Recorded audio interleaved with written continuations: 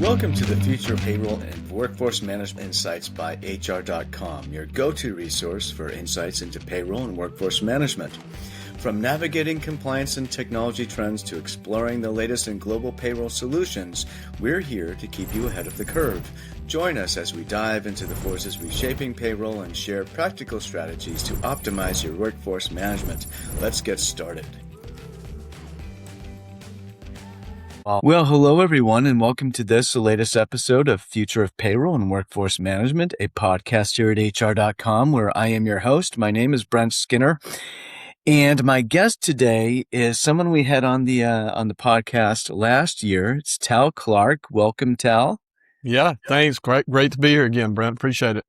Oh, yeah, absolutely. That you would be a repeat guest was sort of a foregone conclusion after our first episode.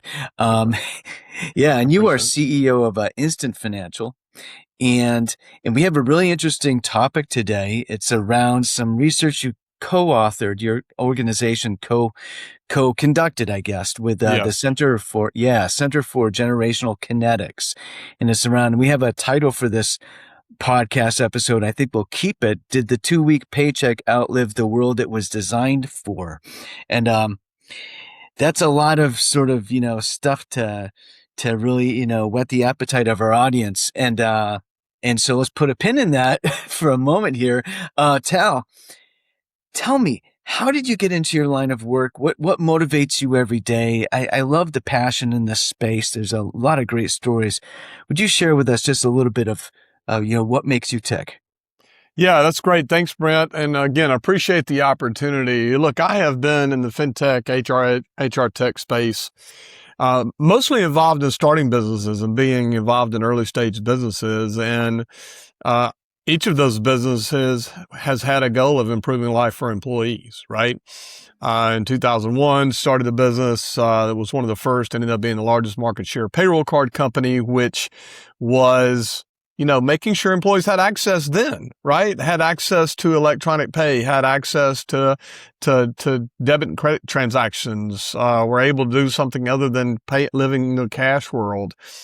And finished that up, and then had an opportunity after I thought that I was retiring for a little bit. And I don't think that's any fun for anybody, as much fun as it's made out to be. And so gave that up, joined the board of Instant, because I love the mission of Instant and I love the mission of earned wage access. And that mission is, again, just to make sure employees have access to money that they have already earned when they need it. And I love the mission there, spent a few years on the board, and then assumed the role of CEO of Instant in May of 2021. And it's been a great trip. We've had a lot of work to do within Instant.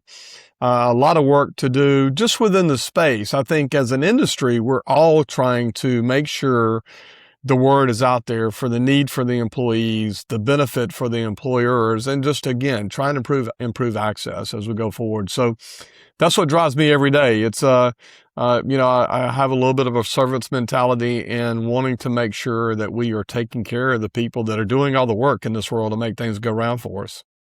Oh, yeah. I love that. That's just wonderfully put. And retirement is not all it's cracked up to be from what I'm hearing. Yeah. So, right. You got to have a purpose.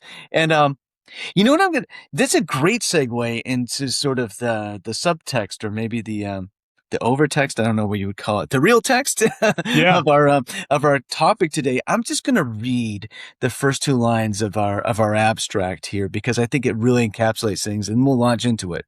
So, for generations, the 2-week pay cycle and other fixed cadences for paying employees have been treated as an immutable part of work. Sorry for the big words. But what if it's simply a legacy practice that no longer reflects how people live or manage their money?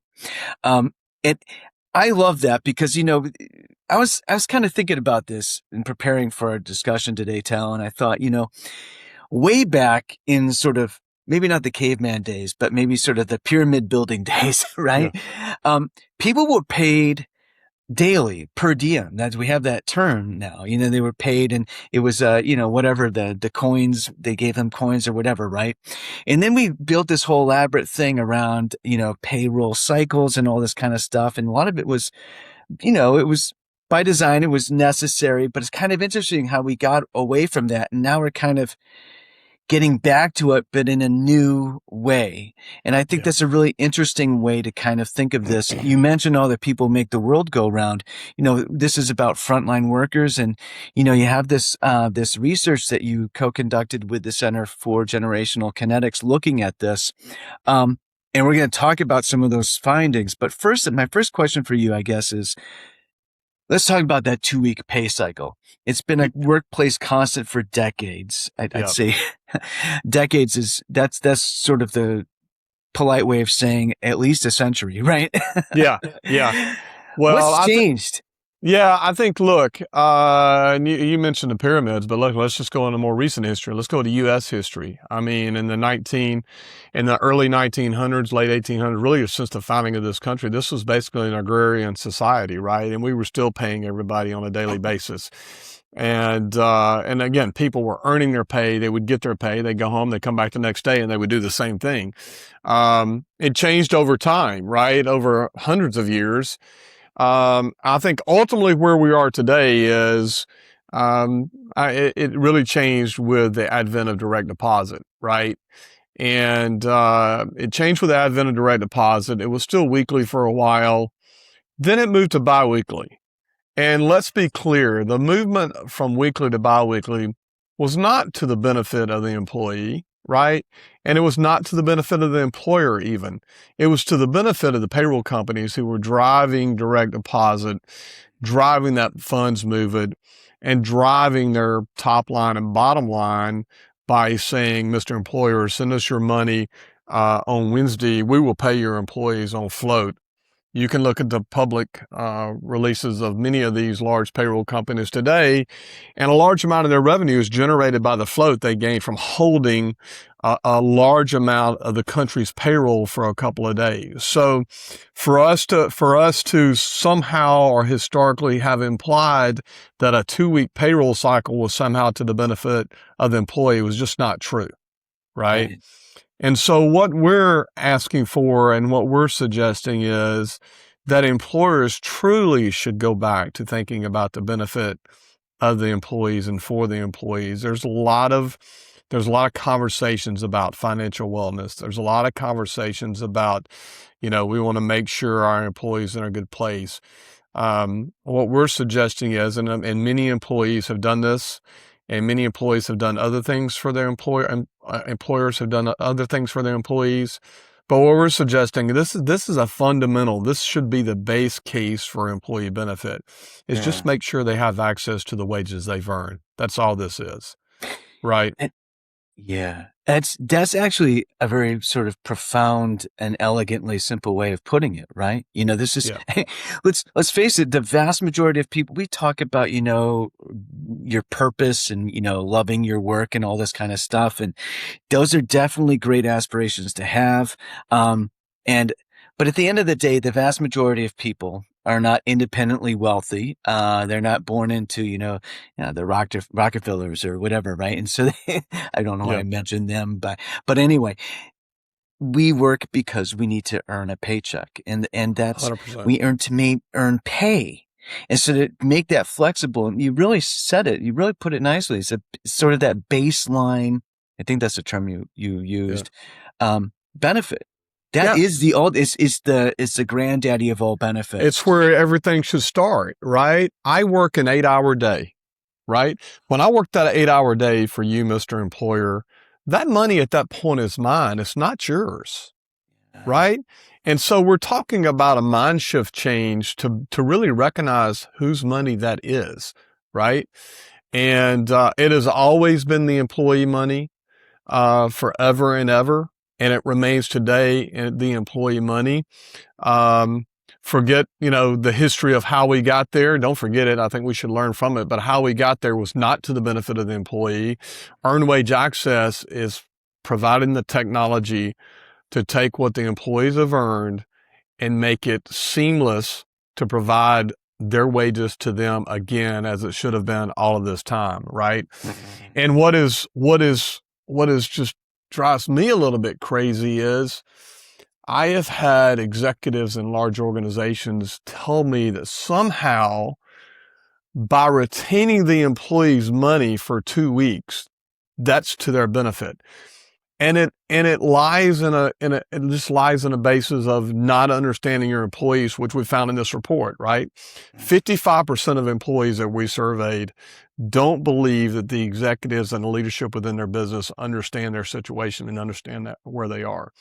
Yeah. If I'm earning money and I don't have access to that money, to me, that just confirms that, right? It just confirms that they don't understand where people are today and the fact that it is their money. It's not the employer's money to give it to a payroll company 3 days early to hold. It's not the employer's money to withhold from that employee any longer than they must. And today, they don't have to, right? Earned wage access companies, Instant, and even I'll speak for the industry, others are here to make sure those funds are available to the employee. You mentioned something that it really is a basic sort of philosophical tenet here, right? This idea that it is the employee's money right away. I mean, Yeah. theoretically and technically, right? Yeah. and we have this entire apparatus or I'll say apparatus or ecosystem, part regulatory, part technological, right? That sort of separates the employee from their money, 100%. except at certain points, right? And and it's created sort of an I actually wrote about this last year, and I'm so glad you brought it up because it gives me an opportunity to kind of parlay off your idea here. It creates this sort of interesting sort of a false economy almost where the money that is actually the employees belongs to or is in the hands of the employer right up Yes. to the point that it exchanges hands, and it's so there's a demand for the money from the employees, but there's no way to get up until very recently, there's been sort of a regulatory framework and a limitation in technology that has kept the employee from being able to receive it when, pure economics would say that they ought to or would.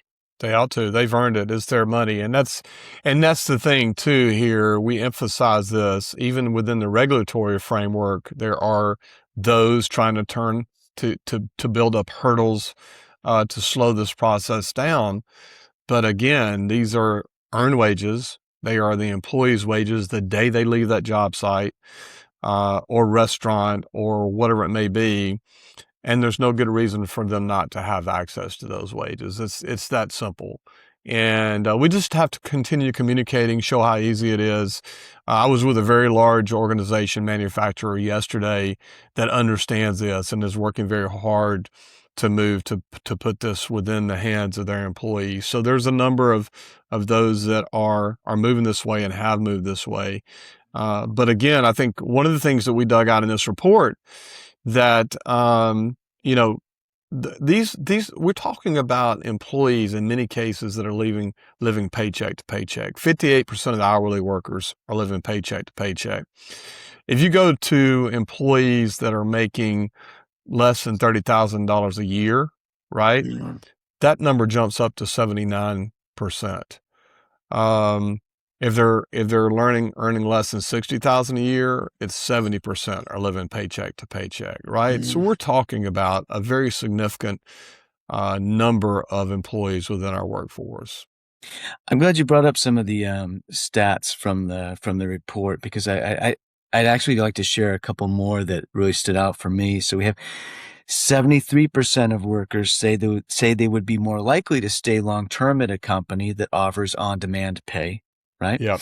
We have another 73% of workers, the same percentage, that used at least one high cost financial workaround, including payday loans, overdraft fees, or credit card advances in the last 3 months to bridge the gap before payday. These are not insignificant, sort of, situations for these people. Um, What do you see that's different today versus, say, maybe 5 years ago in terms of the potential upside for these folks and what employers can do to bridge this gap for them? Yeah, I think that's a great question. So first, we've done this report every 2 years since 2020, right? And this is the latest. A couple of things. One is we're not seeing employers take full advantage of the opportunity for earned wage access yet, but I hope that we're getting there soon. Um, the gap for the employees is not getting better; it's widening, right? We all know about the inflationary pressures in the economy right now. Um, those inflationary pressures have more of an impact on this group that we're talking about than employees that are not within these groups, within the management community, those that are making more money, those that are salaried and not hourly. Everybody's feeling it, right? I'm not trying to say that everybody's not feeling it, but the impact is incrementally higher within the group that we're talking about, and that has to be considered. And you mentioned some of the things that they do to bridge the gap, and that others that management often doesn't think about, right? They're not coming to their employer. That was one thing they didn't tell us. We're not going to our employer to let them know that we're having financial stress. We're not talking to our employer about the pain. We're not talking to our employer that, hey, I had to borrow, 37% said they had to borrow from family or friends to get to the next paycheck. 28% paid overdraft fees, intentionally paid overdraft fees, averaging $84 to get to the next paycheck. Buy now, pay later fees, averaging $90, right, to get to the next paycheck. Credit card to cash advances, they decided to pay credit card late fees to get there. I mean, it goes on and on. And this is a survey, as you mentioned, that was done by Center for Generational Kinetics. It's statistically relevant in any way you can look at it. And just so when you see these numbers, we've got to pay attention, right? We've got to make changes in what we do and make sure that it's available. And I've had people suggest to me that, hey, maybe they just need to be paid more. And I don't think that's the case, right? I think that certainly they should be paid what they're worth, and they should be paid a market wage and all of those things. And many employers have raised their pay over the last 4 or 5 years since we did this first survey because of inflationary pressures. But that doesn't change the survey. It's not about the amount of money. It's about access at the end of the day. Yeah. Great points. And I have a couple of questions here Okay. as we sort of approach the conclusion of the episode, and we could talk about this all day long, I'm sure. One question or observation I have, and I'd love to hear your feedback on it, is payroll and financial wellness. Those have been seen as it's interesting. They've actually been seen as two different things in the organization, right? And how should they merge? Well, that's a great question. And look, Instant has a full financial wellness portfolio within our app, right? Things like credit builder, things like high yield savings account, things like healthcare access for those that might not have healthcare insurance. All of that is within budgeting tools, right? All of that is within our app. It's readily accessible to the employees. But here's the thing. I've been in this space for 30 years. People have been talking about financial wellnesses. There's been companies come and go that started financial wellness solutions. What we know is that's not where it needs to start. Employees may use those. They may use those tools. It's really a tough market to get into. If you're just providing financial wellness as, let's just say you're providing budgeting tools or you're providing, financial education tools, those things are not used by employees. That's why many of those companies have not done well in the market. And it's because if an employee knows that, there's plenty of places they can get that. They don't have to get it from their employer. It's good that the employer makes those available, and Instant makes those available, as I mentioned, but it has to start with access, right? If I can't get my $100 that I earned today, it doesn't matter what financial wellness tools you provide me.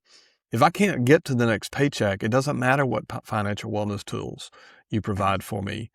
The base layer for all of this has to be access. I have to be able to earn my wages get my wages. And once I have that, then if you can add other financial wellness tools to that, or they're provided as part of that, that's great. But the base layer has to be access. Yeah. Yeah. You kind of took the words out of my mouth. I was just going to say, there needs to be that direct line of sight from payroll to financial wellness, sort of that merging there. Yep. One last question. What kind of conversations should payroll leaders, against this backdrop, this sort of revelation, right? What sort of conversations should payroll leaders be having with the rest of organizational leadership, executive leadership today at their organizations? Yeah, that's a good question. Both HR leaders and payroll leaders should be, and most of them at this point are educated about earned wage access. Within most organizations at this point, payroll leaders and HR leaders have heard about earned wage access and are considering earned wage access. The conversation they need to be having is the one that we're having here. The conversation they should be having is one based on this report. We would love to provide this report to every HR leader and payroll leader within the country. So they have this report. They can take it to their leadership. They can show this. This is representative of their employee base. I mean, that's the other thing is many employers and the executive teams at many employers believe this is somebody else's employee, right? We have a hard time believing our employees are struggling. We believe that we're doing all we can for our employees, right? But I would take this report, use it to build a case study of within your own team, use it to make the case for providing employees access to their wages they've earned. And that's the conversation, right? Whenever we start talking about, and then those employees have to become a priority, right? So many times, earned wage access is something that is being considered by an employer, but it may be the next thing after I do an HCM transition or after I do a time and attendance transition, right? Technical things. These implementations are relatively easy compared to those. They benefit your employees directly compared to those. And I think in many cases, it's just about actually prioritizing what you believe. And in many cases, we believe that employee benefits are important, but let's prioritize getting those done ahead of some of those other things. Absolutely, absolutely, and we will include a link to the report when this podcast goes live. Um, Super. Tal, thank you so much for being a guest on the podcast today. This is a really important conversation for employers to be having. Super. Thank you, Brent. I feel like we could talk for an hour on this and happy to follow up with anyone that's interested. And thank you for your time. I appreciate it. Thanks for tuning in to the Future of Workforce Management and Payroll Insights by HR.com. We hope today's episode brought you valuable insights and fresh perspectives on the future of payroll and workforce management. Be sure to check out more episodes and explore resources at HR.com/podcast or wherever you listen to podcasts. Until next time, keep innovating and making a difference in the world of payroll and workforce management.